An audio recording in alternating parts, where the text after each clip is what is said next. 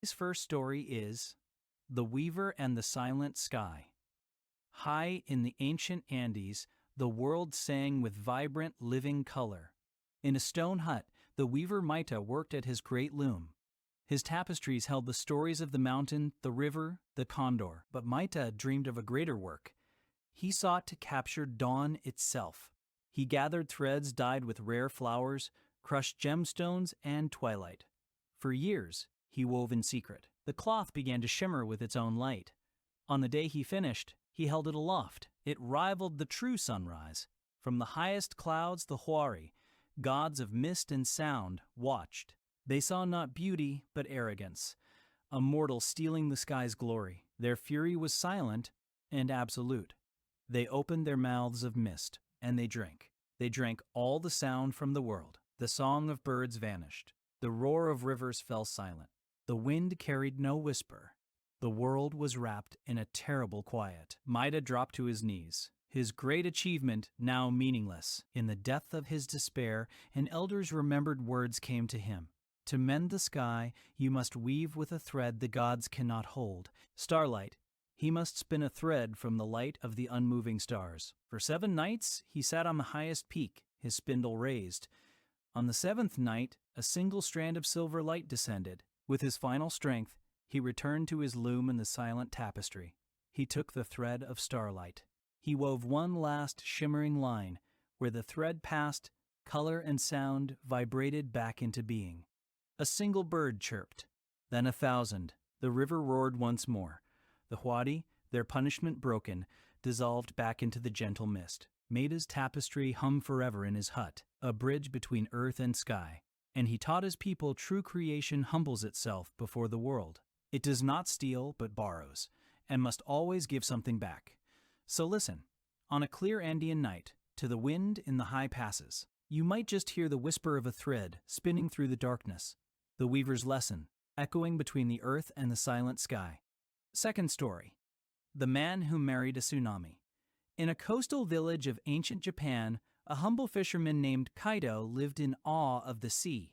But his awe was forever mixed with a deep, bone-chilling fear. The sea was a generous, fickle god. One autumn, a great wave came. A wall of water taller than the mountains devoured the shore. Kaito survived, clinging to the sacred torii gate of the village shrine. But his family was gone.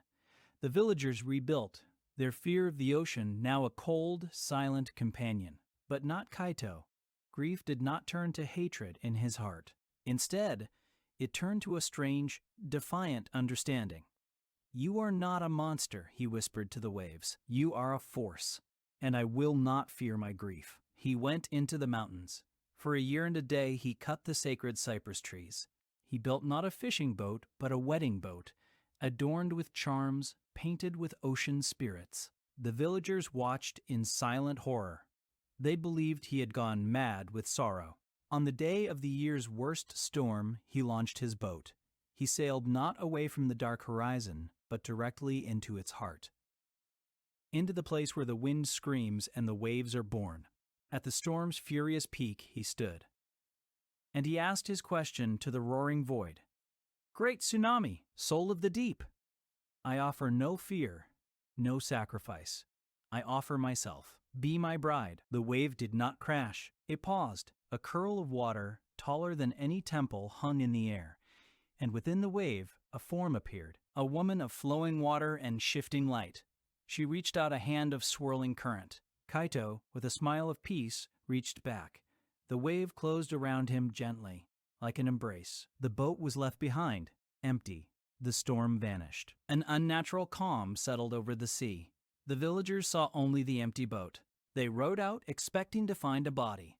They found only his wedding kimono, dry and folded neatly. From that day on, the great waves never again struck that particular bay. The sea remained gentle. Fishermen from the village tell of strange blessings. Their nets are always full in that calm water. And sometimes, on still nights when the moon is full, they hear something else. Not the crash of waves or the cry of gulls, but the sound of a man's laughter, deep and joyful. It seems to rise from the very deep, carried on the tide, a laughter that has found its home. Third story, the dreaming bridge of Qin.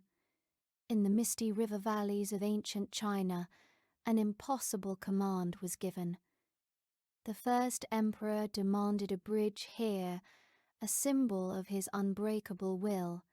The architect was Li Wei, a man whose mind held beauty, but whose heart held grief. He labored for months. Each design met the gorge's fury and was shattered.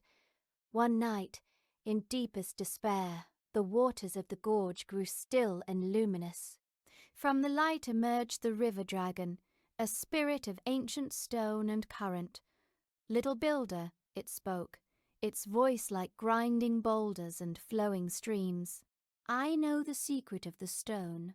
I know the song of balance. This knowledge I will give you. But all great making requires a sacrifice. You must give me your most treasured memories, the ones that glow the warmest." He thought of his wife, Shu. Her laugh, now only a ghost in his mind. To save his life and his honor, he would pay. "I agree," Li Wei whispered. The dragon breathed. A river of shimmering knowledge flowed into the architect's mind, and from his heart, glowing threads of gold and warmth were pulled gently away. By morning the bridge stood, a curve of perfect stone defying the gorge. It needed no mortar. Each stone knew its neighbor, singing with silent balance. The emperor came, his chariot of war gleaming, to cross his new dominion. As the procession crossed, cheers echoed from the cliffs. But Li Wei did not hear.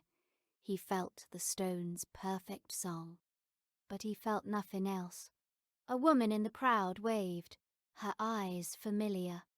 He felt only a vague ache. He touched the hairpin at his own robe, a beautiful thing for a reason forgotten. A bridge would stand for 1,000 years, a testament to impossible art. But the man who built it would wander the empire, a master without a masterpiece, for he had traded the weight of memory for the weight of stone. They say on quiet nights you can hear the bridge sing its lonely song of balance, and if you listen closely, beneath the song you might hear a forgotten sigh.